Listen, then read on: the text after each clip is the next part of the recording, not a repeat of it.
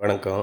இந்த வீடியோவில் நீங்கள் பார்க்குறது வழுத்தூர் தஞ்சாவூர் பக்கத்தில் நம்ம போட்டு கொடுத்துருக்குற ஒரு 3 kilowatt solar panel 5 kilowatt inverter போட்டு கொடுத்துருக்கோம்.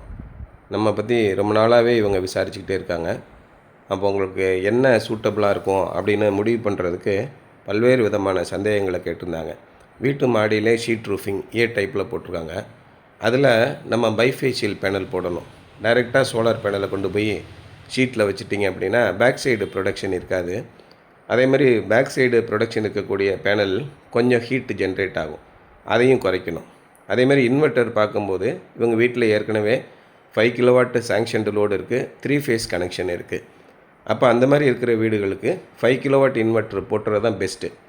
ஃப்யூச்சரில் நீங்கள் எதனாவது இன்க்ரீஸ் பண்ணணும் அப்படின்னு விருப்பப்பட்டீங்க அப்படின்னா, இன்றைக்கி 3 கிலோவாட் பேனல் போட்டிருக்கீங்க, நாளைக்கு ஒரு தேவை அதிகமாகுது, ஏதோ ஒரு எலக்ட்ரிக்கல் வெஹிக்கிள் வாங்குறீங்க, எலக்ட்ரிக்கல் கார், 2 வீலர் வாங்குறீங்க, அதுக்கு சார்ஜிங் ஆகும்போது அல்லது கேஸ் பயன்படுத்தும் போது நம்ம இண்டக்ஷன் ஸ்டவ் பயன்படுத்த போகிறோம் அப்படின்னா நமக்கு மின்சாரம் அதிகமாகும்.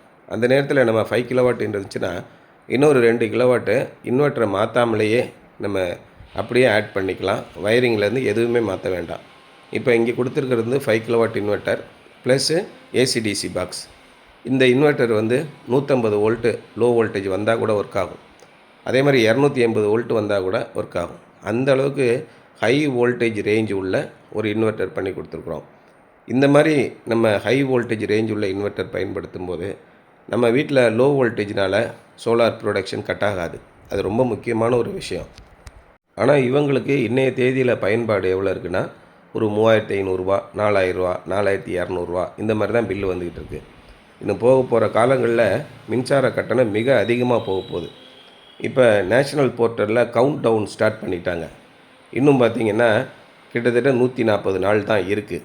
இந்த சப்சிடி திட்டத்தை நிப்பாட்ட போகிறாங்க. இந்த மாதிரி வரும்போது உங்களுக்கு சோலார் பயன்படுத்துறதுக்கான வாய்ப்பு இன்றைக்கி அதிகம்.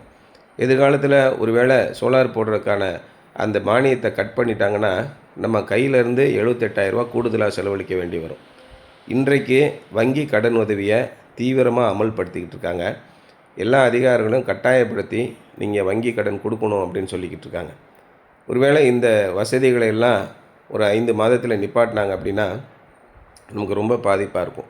அதனால் இப்போ வாய்ப்பு இருக்கும்போது நீங்கள் பயன்படுத்திக்கோங்க. இந்த மாதிரி ஷீட் ரூஃபிங் நீங்கள் போட்டிருந்தீங்கன்னா உங்களுக்கு ஸ்ட்ரக்சர் காஸ்ட்டு செலவு ரொம்ப கம்மியாகும்.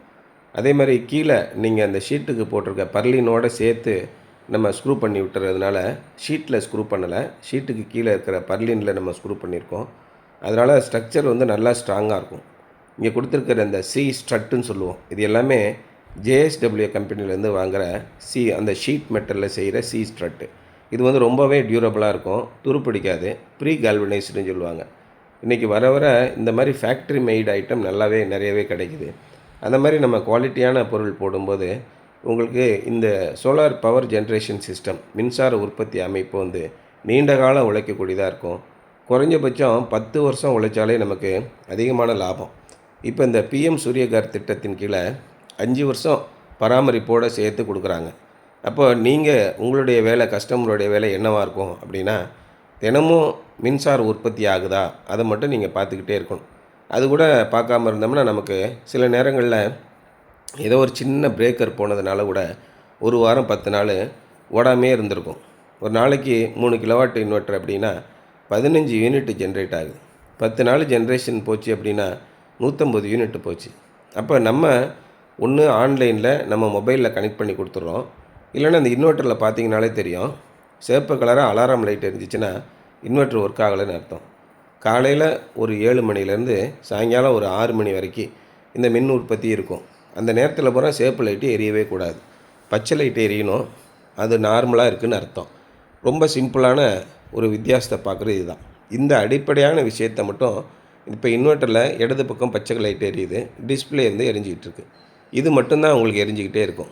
இதை மட்டும் நீங்கள் மானிட்டர் பண்ணுங்கள். நம்ம வீட்டில் சோலார் போட்டிருக்கோம் அப்படின்னா இதை மட்டும் மானிட்டர் பண்ணால் போதும். சோலார் சிஸ்டம் உற்பத்தி ஆகிருக்கா, சரி பராமரிப்புன்னு வரும்போது சோலார் பேனலை அப்பப்போ போய் எட்டி பார்த்துக்குங்க. 2 வாரத்துக்கு ஒருக்க இல்லை மாதத்துக்கு ஒருக்க அப்படி பாருங்கள். பேனல் ரொம்ப தூசியும் அழுக்குமாக இருந்துச்சுன்னா தொடச்சி விடுங்க. மாதத்துக்கு ஒருக்கா கண்டிப்பாக பேனலை க்ளீன் பண்ணணும். அப்போ தான் மின் உற்பத்தி நல்லாயிருக்கும். இந்த மாதிரி இருக்கும்போது குறைஞ்சபட்சம் ஒரு 25 வருஷம் கண்டிப்பாக பிரச்சனை இல்லாமல் ஓடும். அந்த மாதிரி இன்வெர்ட்டர் அந்த மாதிரி பேனல் தான் கொடுத்துருக்கோம். எப்போ நமக்கு பாதிப்பு வரும், சோலார் பேனல்லேருந்து எப்போ மின் உற்பத்தி இருக்காது அப்படின்னு நீங்கள் பார்த்தீங்கன்னா, சோலார் பேனல் ரொம்ப அழுக்காயிருச்சுன்னா உற்பத்தி இருக்காது. சோலார் பேனல் போட்டிருக்கோம், நம்ம பராமரிக்கவே இல்லை, சுத்தமாகவே என்ன நடக்குன்னே பார்க்கல அப்படின்னா நமக்கு சோலார் போட்டு பிரயோஜனம் இருக்காது. இப்போ ஒரு சின்ன பிரேக்கர், ஒரு மின்னல் அடிச்சிருக்கு, இடி விழுந்திருக்கு, அதனால் அந்த பிரேக்கர் கீழே விழுந்திருக்கு. இதை நம்ம பார்க்கவே இல்லை, மாதக்கணக்காக பார்க்கல அப்படின்னா நமக்கு தான் மின் உற்பத்தியே இல்லாமல் போய் நட்டமாகும். அதனால் தினமும் ஒருக்க ஜஸ்ட்டு அப்படியே அந்த இன்வெர்ட்டரை மட்டும் பாருங்கள். இந்த பச்சை லைட் எரியுதா, டிஸ்பிளே ஒர்க் ஆகிக்கிட்டு இருக்கா, எல்லாம் நார்மலாக இருக்கா, இதை மட்டும் பாருங்கள். ஜஸ்ட்டு ஒரு ஃபியூ செகண்ட்ஸ் அவ்வளோதான்.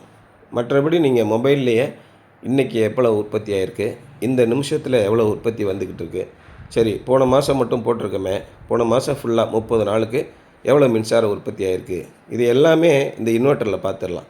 சரிங்க, இந்த இன்வெர்ட்டர் எல்லாத்தையும் நம்ம பார்த்துட்டோம், இப்போ எவ்வளோ எக்ஸ்போர்ட் ஆகிருக்கு அப்படின்னு பார்க்கணுன்னா இந்த இன்வெர்ட்டரில் நீங்கள் பார்க்க முடியாது. எவ்வளோ எக்ஸ்போர்ட் ஆகிருக்கு, இபிலேருந்து எவ்வளோ வாங்கியிருக்கோம், அதெல்லாம் இபி மீட்டரில் பார்க்கணும். இபி மீட்டரில் போய் மொத்தம் எவ்வளோ உற்பத்தி ஆகிருக்குன்னு பார்க்க முடியாது. ஸோ இந்த ரெண்டையுமே நீங்கள் மானிட்டர் பண்ணணும்.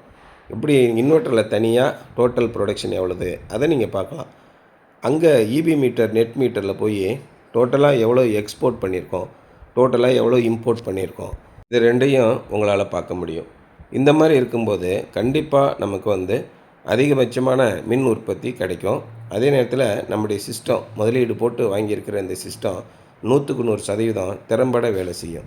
இந்த மாதிரி ஒரு சிம்பிளான பராமரிப்பு, ஒரு எளிமையான முயற்சி, அதே நேரம் அரசாங்கம் பண்ணக்கூடிய உதவிகளை அனுபவிக்கும்போது நமக்கு மின் கட்டணம் சுத்தமாக வரவே வராதுங்க.